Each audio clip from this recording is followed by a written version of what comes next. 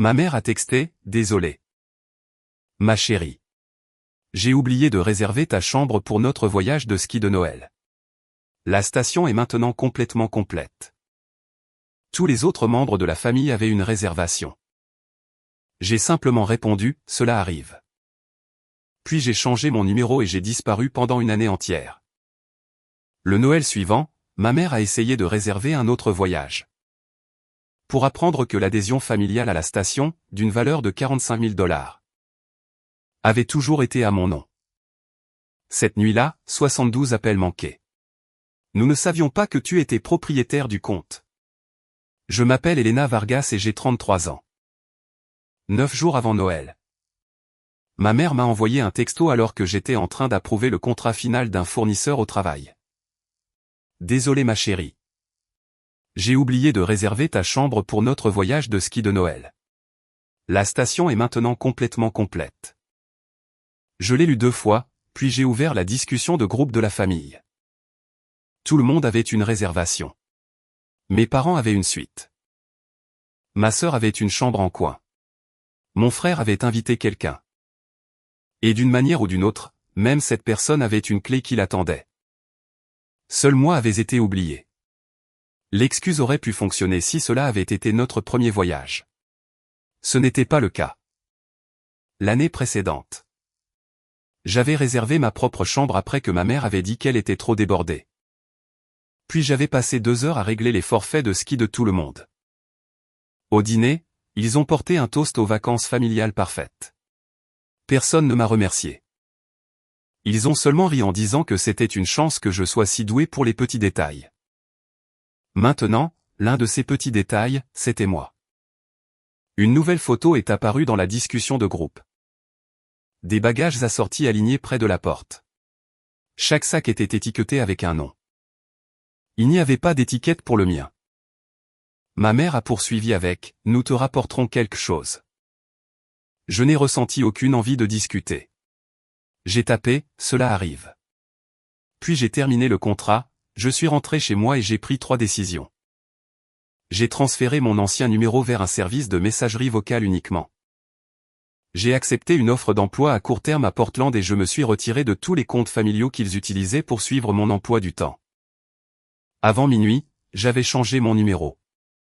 Le matin, j'étais parti.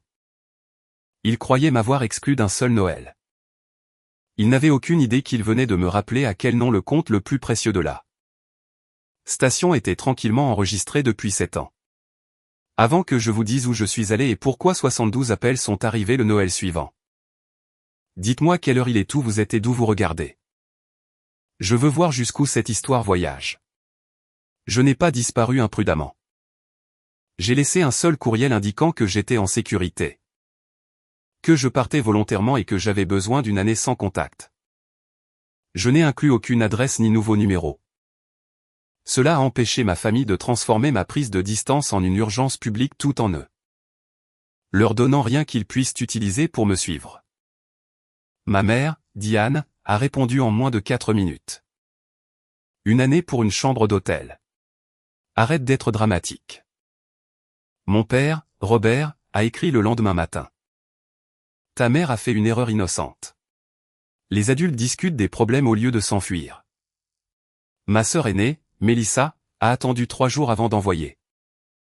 Tu nous punis tous pendant ma fête préférée. Mon jeune frère, Caleb, a simplement demandé si je pouvais lui envoyer le mot de passe de notre compte de compagnie aérienne partagé avant de me déconnecter. Ce message m'a fait plus de mal que les autres parce qu'il était honnête. Même alors que je disparaissais. Il s'est souvenu du service que je fournissais avant de se souvenir de moi. J'ai démissionné de mon poste dans les achats, j'ai vendu les meubles dont je n'avais pas besoin. J'ai mis le reste en garde-meubles et je suis parti pour Portland avec 2 valises. J'ai loué un petit studio meublé pour 6 mois et j'ai accepté un travail contractuel pour examiner des accords de fournisseurs pour des entreprises indépendantes de plein air. Pendant ce temps, ma famille s'est enregistrée au Silver Pin Alpine Club sans moi. Je le savais parce que le système automatisé de la station envoyait des confirmations à une ancienne adresse courriel que je contrôlais toujours. ma mère a publié une photo de tout le monde portant des écharpes blanches assorties sous la légende. Rien n'est plus important que d'avoir toute la famille réunie. J'ai fixé l'espace vide entre Mélissa et Caleb où je me tenais habituellement. La photo semblait complète. C'est à ce moment-là que je me suis enfin permis d'admettre à quel point leur négligence m'avait blessé. J'avais passé des années à prétendre que je n'avais pas besoin d'attention. Mais il y avait une différence entre exiger de l'attention et s'attendre à une considération de base. Je n'avais jamais demandé à être le centre de leur vie. J'avais seulement espéré ne pas en être effacé. Pendant que je commençais à me reconstruire à Portland. Leur message prenait la direction opposée. Au cours de ma première semaine, Diane a qualifié mon silence d'égoïste. À la 3e semaine, Robert a dit que j'embarrassais la famille. Un mois plus tard, Mélissa a écrit que les gens à la station avaient demandé où j'étais et qu'elle était fatiguée d'inventer des explications. En février, leur colère est devenue de l'inquiétude. En mars, elle est devenue de la négociation. Diane a proposé d'organiser un dîner de famille tardif si je rentrais à la maison. Robert a promis de payer pour un week-end ailleurs. Comme si une autre réservation pouvait réparer ce que celle qui manquait représentait. Je n'ai pas répondu. J'ai aussi arrêté de lire chaque message. L'ancien numéro restait actif uniquement comme une archive de messagerie vocale basée sur le cloud. Et tous les courriels familiaux allaient dans un dossier intitulé « Plus tard ». Je vérifiais occasionnellement le nombre de messages, pas leur contenu. Leur panique ne contrôlait plus mon emploi du temps. Mes journées étaient désormais mesurées par les contrats terminés. Les factures payées et les décisions prises sans me demander si ma famille approuverait. J'ai appris quel café de Portland permettait aux indépendants de rester des heures. Quel petit fabricant payait à temps et quel client croyait que consultant indépendant signifiait disponible à minuit. J'ai dit non plus souvent que je ne l'avais jamais fait auparavant. Chaque refus était inconfortable, mais chacun prouvait aussi que l'inconfort ne me détruisait pas. À la fin de mon 2e mois, j'ai reçu un colis transféré de mon ancien appartement. À l'intérieur se trouvait l'écharpe que ma famille avait portée sur leur photo de Noël. Diane avait inclus un mot. Nous en avons gardé une pour toi. Il n'y avait aucune excuse. L'écharpe n'avait pas été achetée parce que je leur manquais. Elle avait été achetée avant le voyage. Quand ils s'attendaient encore à ce que j'apparaisse sur leur photo assortie sans avoir besoin d'une chambre.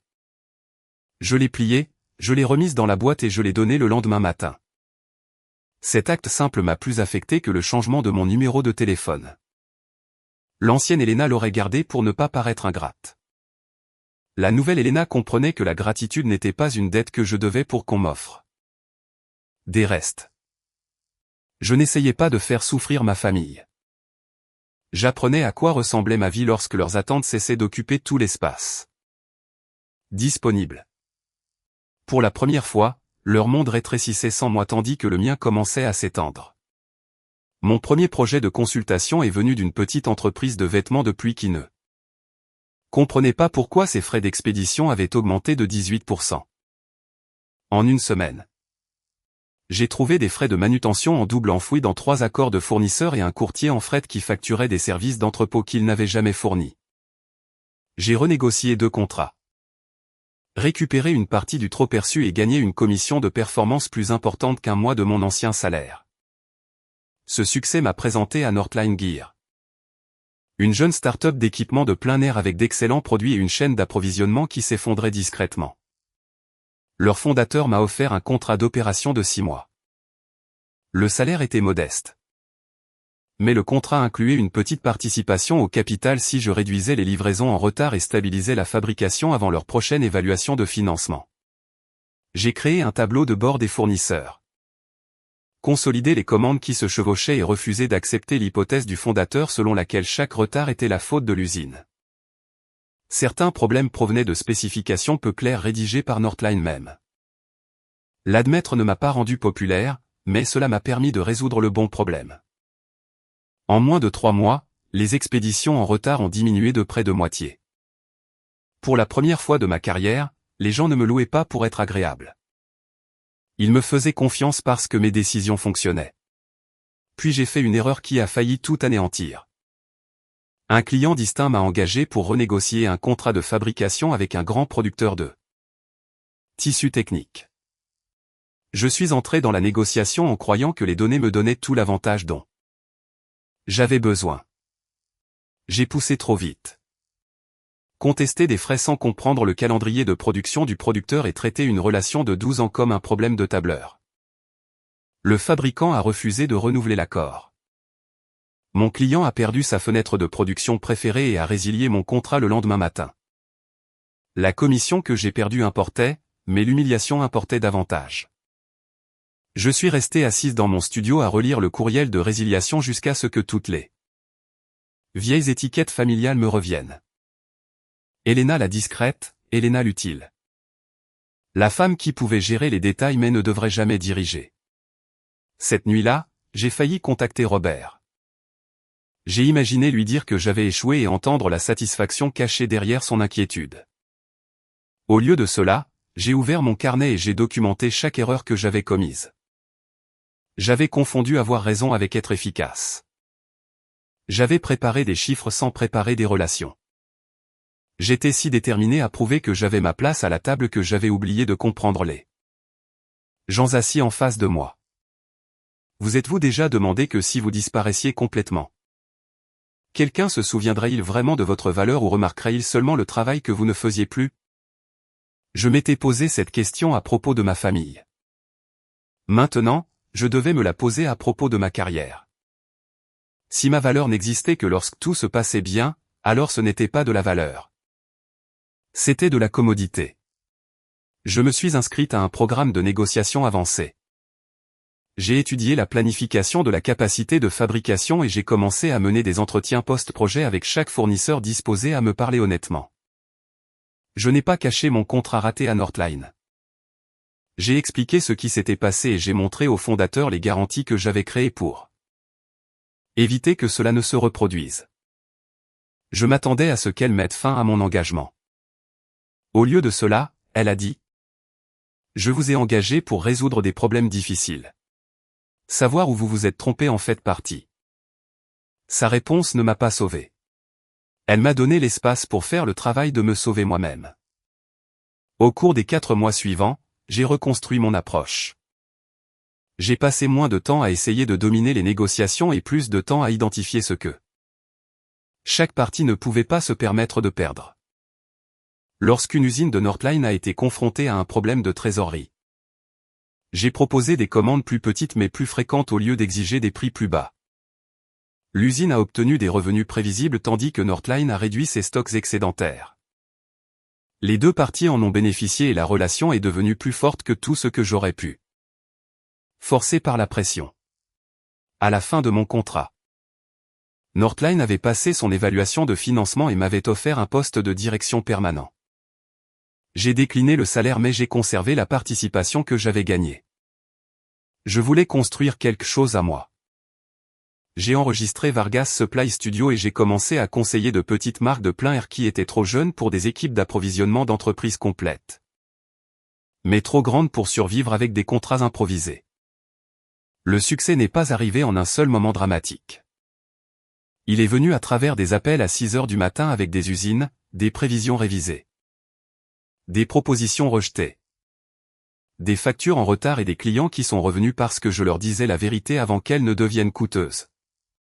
Au 9e mois de mon absence, j'avais 5 clients récurrents et suffisamment de revenus pour embaucher un analyste à temps partiel. Le nouvel investissement de Northline a également augmenté la valeur de ma participation. Ma famille ne savait toujours rien de tout cela. Leurs messages étaient devenus moins fréquents. Mais leurs demandes étaient devenues plus révélatrices. Mélissa voulait accéder à un tableur de voyage que j'avais créé. Caleb avait besoin des détails de la garantie pour du matériel de ski que j'avais commandé des années auparavant. Diane a demandé si je me souvenais du code PIN de notre compte à la station. Personne n'a demandé ce que je construisais à Portland. Ils voulaient les morceaux de mon ancienne vie qui avaient cessé de fonctionner après mon départ. J'ai sauvegardé le message de Diane concernant la station, mais je n'ai pas répondu. Quelque chose dans la phrase « notre compte » m'est resté. Je me suis souvenu de mon grand-père Arturo me remettant une enveloppe d'adhésion noire dans les 7 ans plus tôt. Je me suis souvenu de son avertissement selon lequel les familles appelaient souvent quelque chose. Notre quand une personne en portait tranquillement la responsabilité. À l'époque, j'avais supposé qu'il me donnait des papiers à organiser parce que j'étais la personne fiable. J'avais placé les documents en garde-meuble et y avais rarement repensé. 10 mois après ma disparition, un courriel est arrivé qui m'a fait comprendre exactement ce qu'il avait voulu dire. L'objet indiquait « Renouvellement de l'adhésion de fondateur ». Action requise par la propriétaire principale Elena Vargas. J'ai d'abord supposé que c'était une erreur automatisée. Puis j'ai vu le logo du Silverpin Alpine Club et je me suis souvenu de l'enveloppe noire. Mon grand-père avait acheté l'adhésion de fondateur à vie du club pour $45 000 quand j'avais 26 ans. Notre famille avait toujours parlé comme si l'adhésion appartenait à mes parents. Mais le certificat légal m'avait nommé comme unique propriétaire principal dès le jour de sa création. Arturo avait donné à Diane une carte de réservation physique et un code PIN numérique parce qu'elle coordonnait les vacances familiales. L'ancien système de conciergerie de Silverpin permettait à un coordinateur autorisé de réserver des chambres par téléphone en utilisant uniquement cette carte et ce code PIN. Diane n'a jamais eu besoin d'accéder au portail de propriété. Et la confirmation qu'elle recevait affichait les informations du coordinateur familial plutôt que le nom du propriétaire légal. Le plan de fondateur incluait 10 ans sans cotisations annuelles. Elle n'avait donc jamais payé de frais de propriété. Elle n'avait payé que les taxes, les repas et les frais accessoires des chambres. Puis avait apparemment conclu que le compte lui appartenait. Arturo avait compris exactement ce qu'il faisait. Une lettre jointe au certificat numérique contenait une phrase que j'avais oubliée. Garde ceci à ton nom, Elena. Et reste silencieuse jusqu'à ce qu'il devienne nécessaire de se souvenir de la vérité. Je me suis connecté au portail en utilisant les documents de récupération de son avocat. Le tableau de bord affichait 7 ans de réservation, de liste d'invités, de changement de chambre et d'activité du compte. Ma mère avait utilisé l'adhésion pour des voyages en famille, des week-ends avec des amis et 2 vacances d'anniversaire. J'avais assisté à la plupart d'entre eux et géré d'innombrables problèmes, sans jamais savoir que j'avais l'autorité de contrôler le compte. Puis j'ai ouvert le journal d'activité du Noël précédent. Mon nom n'avait pas été oublié. Une chambre avait été réservée pour moi en août en même temps que pour tout le monde. 9 jours avant le voyage, Diane s'était connectée via le système de conciergerie et m'avait retiré. 3 minutes plus tard, la même chambre était réattribuée à Brooke Alpern, une amie de Melissa. Le changement s'est produit 2 heures avant que Diane ne m'envoie un texto pour dire qu'elle m'avait oublié. Il n'y avait ni manque de place ni erreur de réservation. Ma mère avait regardé une liste complète d'invités, sélectionné mon nom et l'avait remplacé. J'ai téléchargé tout l'historique d'activité et j'ai demandé une copie certifiée à la station. Puis j'ai appelé le service des adhésions et j'ai vérifié mes droits. En tant qu'unique propriétaire principal, je pouvais retirer tous les coordinateurs autorisés, réinitialiser le code PIN de réservation et exiger mon approbation écrite pour tous les futurs invités.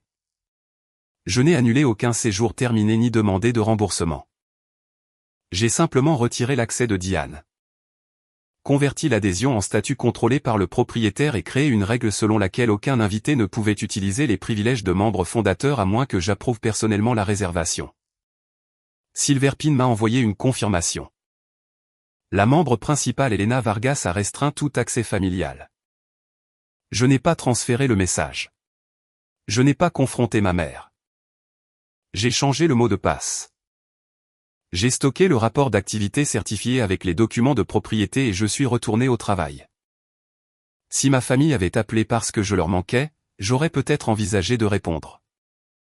Au lieu de cela, j'ai attendu de voir combien de temps il leur faudrait pour se souvenir de moi lorsque le compte cesserait de les servir.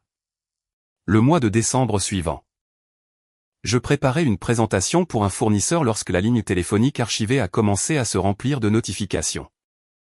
Diane avait attendu d'avoir acheté les billets d'avion, les forfaits de ski et les forfaits restaurants pour 8 personnes avant d'appeler Silverpin pour réserver les chambres habituelles de la famille. Elle supposait que l'adhésion fournirait un inventaire prioritaire comme elle l'avait toujours fait. Le concierge a rejeté son ancien code PIN et a demandé à parler au propriétaire principal. Diane a insisté sur le fait qu'elle était la propriétaire. Le représentant a lu le nom sur le certificat, Elena Vargas. Puis elle a informé Diane que tout accès familial avait été révoqué 11 mois plus tôt.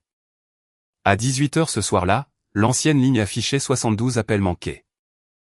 J'ai regardé le nombre augmenter sans toucher à mon téléphone actuel. Pour la première fois de ma vie, tout le monde s'est souvenu de moi en même temps. Pas quand j'ai changé mon numéro. Pas quand j'ai passé mon anniversaire seul. Pas quand une année entière s'est écoulée sans que personne ne sache où je vivais. Ils se sont souvenus de moi quand un agent de réservation a dit non. Le premier message vocal de Diane semblait indigné. Il y a eu un terrible malentendu. Appelle la station et corrige cela. Son 5e était plus doux. Ma chérie, nous ne savions pas que tu étais propriétaire du compte. À son 12e, elle pleurait et prétendait qu'Arturo avait destiné l'adhésion à toute la famille. Mélissa est immédiatement passée au blâme. C'est trop, Elena. Maman a fait une erreur et maintenant tu gâches Noël pour 8 personnes. Son message suivant a révélé pourquoi elle était particulièrement désespérée. Elle avait organisé une campagne de mode d'hiver sponsorisée à Silverpin et avait accepté une avance en se basant sur la livraison de photos de la station. Caleb a dit que nos parents vieillissaient et m'a accusé de créer du stress pour une chambre manquante. Robert n'a laissé que 2 messages.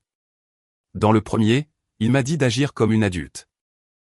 Dans le second, après avoir apparemment appris quel nom figurait sur les documents, il m'a demandé de l'appeler en privé avant que Diane n'aggrave la situation. J'ai écouté sans la satisfaction que j'avais attendue. Le son de leur panique ne m'a pas rendue heureuse. Il a rendu la vérité impossible à ignorer. Il ne pleurait pas la perte d'une relation. Il négociait le retour d'un avantage. J'ai ouvert l'ancien dossier de courriel et j'ai cherché le mot « désolé ». Sur une année entière de messages, Diane l'avait utilisé 2 fois. La première fois, elle a écrit « Je suis désolé que tu aies mal compris ». La deuxième fois, elle a écrit « Je suis désolé que tu sois toujours en colère ». Aucune des 2 excuses ne reconnaissait qu'elle avait retiré mon nom d'une réservation existante. Mélissa m'a envoyé un courriel avec pour objet « Tu nous dois une explication ». J'ai répondu par une seule phrase. Je ne dois d'explication à personne pour contrôler une propriété qui m'appartient légalement. Diane a répondu en 1 minute, ton grand-père a acheté ça pour la famille. J'ai écrit, alors pourquoi a-t-il nommé un seul propriétaire? Après cela, les appels ont doublé. Silverpin leur a proposé des chambres au tarif public. Mais l'inventaire des membres fondateurs sur lequel ils comptaient n'était pas disponible. Le forfait vacances restant coûterait plus de 26 000 $ et exigeait un paiement immédiat. Leurs billets d'avion et leurs réservations d'activités étaient en grande partie non remboursables. La date limite de la campagne de Mélissa ne pouvait pas être déplacée. Soudain, mon absence n'était plus un inconvénient émotionnel qu'ils pouvaient ignorer. Elle avait un prix. J'ai finalement accepté de les rencontrer à Denver la semaine suivante, où j'avais déjà un audit client de prévu.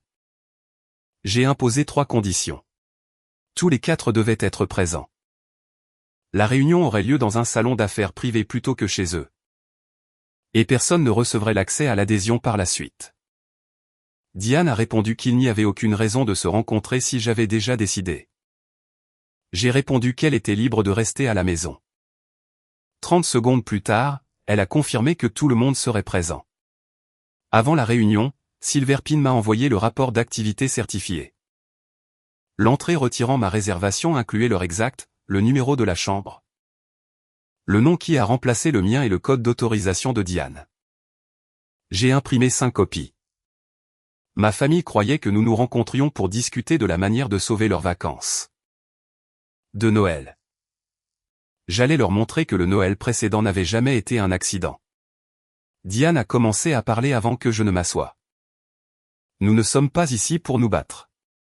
Nous sommes ici pour résoudre un malentendu et mettre cette année désagréable derrière nous. Elle avait regroupé les documents de propriété, la réservation manquante, ma disparition et leurs problèmes financiers actuels en un seul mot inoffensif, malentendu. Robert était assis à côté d'elle, les bras croisés. Mélissa vérifiait constamment son téléphone, surveillant probablement la date limite de son accord de parrainage. Caleb avait l'air mal à l'aise mais hochait la tête quand Diane parlait. Comme si l'accord pouvait mettre fin à la réunion plus rapidement. J'ai posé le certificat d'adhésion sur la table. Il n'y a pas de malentendu. Arturo a acheté l'adhésion de fondateur de Silverpin pour 45 000 $. Il m'a nommé comme unique propriétaire. Maman était une coordinatrice de réservation autorisée. 7. Autorité était révocable à tout moment. Robert s'est penché en avant. Ta mère a coordonné ses voyages pendant 7 ans. Nous avons payé pour chaque vacances. Vous avez payé les taxes, les repas, la location de matériel et les frais de chambre. L'adhésion de fondateur elle-même a été payée en totalité avant que vous ne l'utilisiez jamais. Elle n'entraîne aucune cotisation annuelle pendant 10 ans. Vous n'en avez acheté aucune partie. Elle était quand même destinée à nous tous, a insisté Diane. Ton grand-père m'a fait confiance avec la carte. Il t'a fait confiance pour coordonner les réservations. Il m'a fait confiance avec la propriété. Mélissa a expiré brusquement. D'accord. Légalement? Ton nom est dessus. Nous comprenons. Peux-tu restaurer l'accès jusqu'après Noël? Nous avons déjà dépensé des milliers de $. Non. Son expression a changé immédiatement. Mon contrat dépend de cet endroit. Et ma chambre dépendait du fait de faire partie de cette famille. Diane a appuyé ses paumes contre la table. Je me suis excusé de l'avoir oublié. C'est la deuxième raison pour laquelle nous sommes ici. J'ai distribué le rapport d'activité. Tu n'as pas oublié. Pendant plusieurs secondes, personne n'a parlé. Diane fixait la page sans bouger. Mélissa a trouvé l'entrée pertinente en premier. Ses yeux sont passés du document à notre mère. Caleb a pris sa copie et a lu la ligne 2 fois. Les bras croisés de Robert sont lentement tombés. J'ai pointé l'enregistrement. Ma chambre a été réservée le 4 août. Le 13 décembre, à 14h14, maman m'a retiré. À 14h17.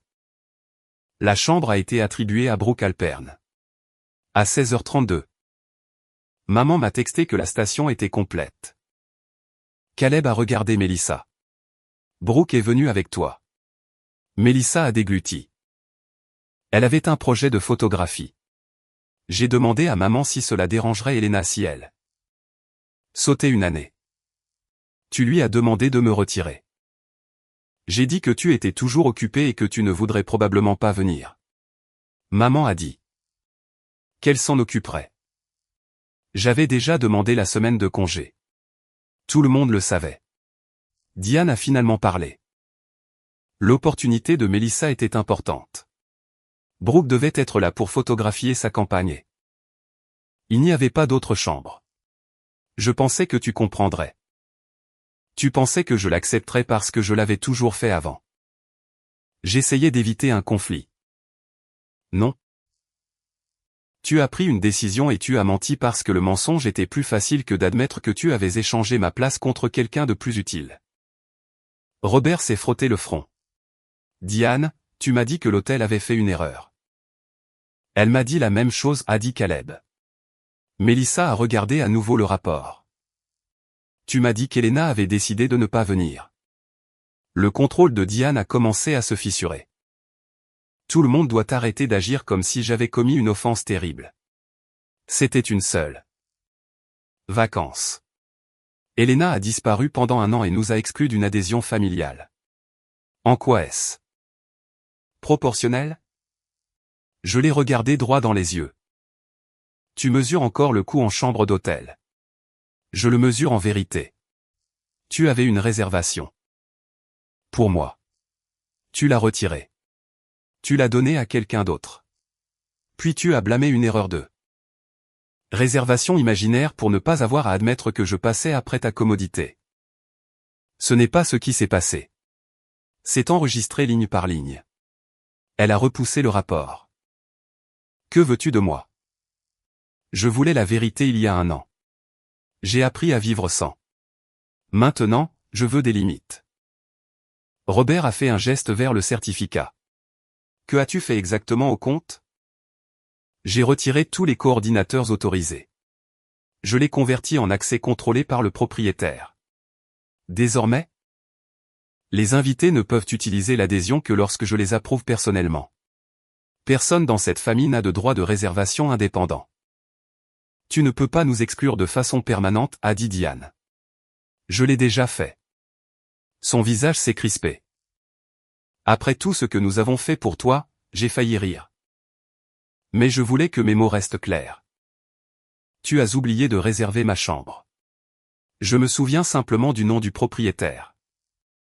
Mélissa a qualifié la phrase de cruelle. Caleb fixait la table. Robert a demandé si je comprenais combien d'argent il risquait de perdre. Je lui ai dit que je comprenais parfaitement. Ils avaient acheté des vols avant de confirmer l'hébergement parce qu'ils supposaient que ma propriété serait toujours disponible. Mélissa avait signé un accord commercial basé sur un accès qu'elle ne possédait pas. Diane avait invité 2 autres couples et avait décrit Silverpin comme notre club privé sans jamais lire le certificat. Ces décisions leur appartenaient.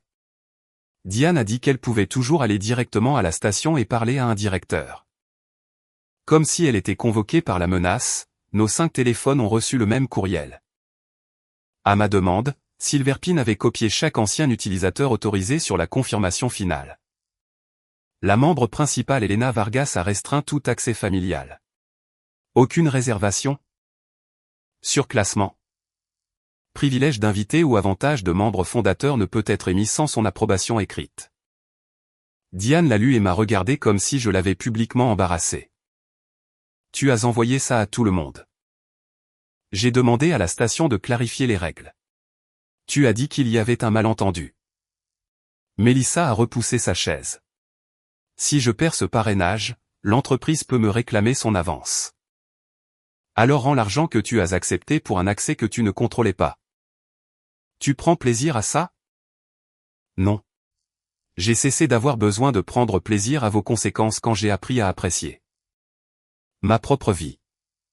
Robert a été le premier à comprendre que la conversation était terminée. Il a demandé si je reconsidérerais un jour. Je lui ai dit que la propriété n'était pas négociable et que la réconciliation, si elle devait avoir lieu, exigerait une prise de responsabilité sans l'accès en guise de récompense. Diane m'a accusé de déchirer la famille. J'ai rassemblé mes documents et je me suis levé. La famille ne s'est pas brisée quand vous avez perdu une station balnéaire. Elle s'est brisée quand vous avez décidé qu'une personne pouvait être retirée. Et que personne n'avait besoin de lui dire la vérité. Je les ai laissés à la table. Malgré l'avertissement écrit. Diane et Mélissa se sont envolées pour le Colorado la veille de Noël et sont allées directement à Silverpin. Elles croyaient apparemment qu'un directeur passerait outre mes instructions une fois confronté en personne. La station a refusé de les enregistrer sous mon adhésion. La sécurité n'a pas créé de spectacle. Elle les a simplement escortés loin de la zone d'enregistrement privé après que Diane a refusé d'accepter la réponse.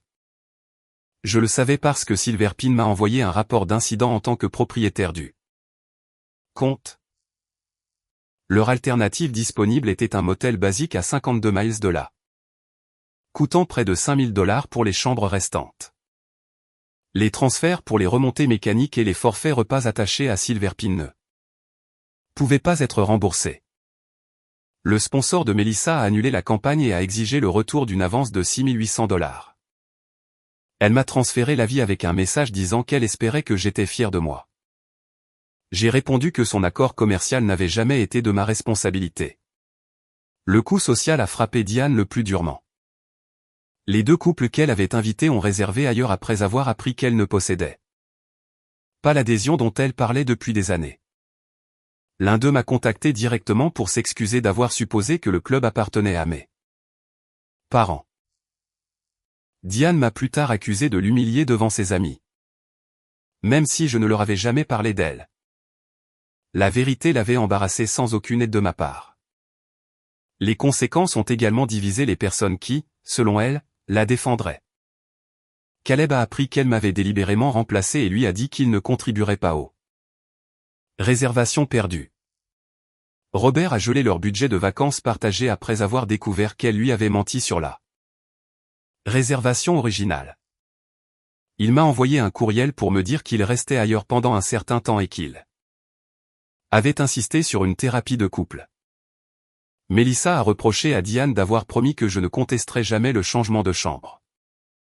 Diane a reproché à Mélissa de l'avoir demandé. Le front uni qui m'avait qualifié de dramatique s'est effondré dès que chaque personne a dû payer une partie de la facture. Je n'ai pas célébré leurs vacances gâchées. J'ai célébré le fait qu'aucun d'eux ne pouvait en faire mon urgence. J'ai passé ce Noël à Portland avec des gens qui ne savaient rien de Silver Pin jusqu'à ce que je choisisse de leur en parler. Nous avons cuisiné un dîner inégal dans mon appartement. Échangé des cadeaux bon marché et parlé de l'année que nous avions survécue.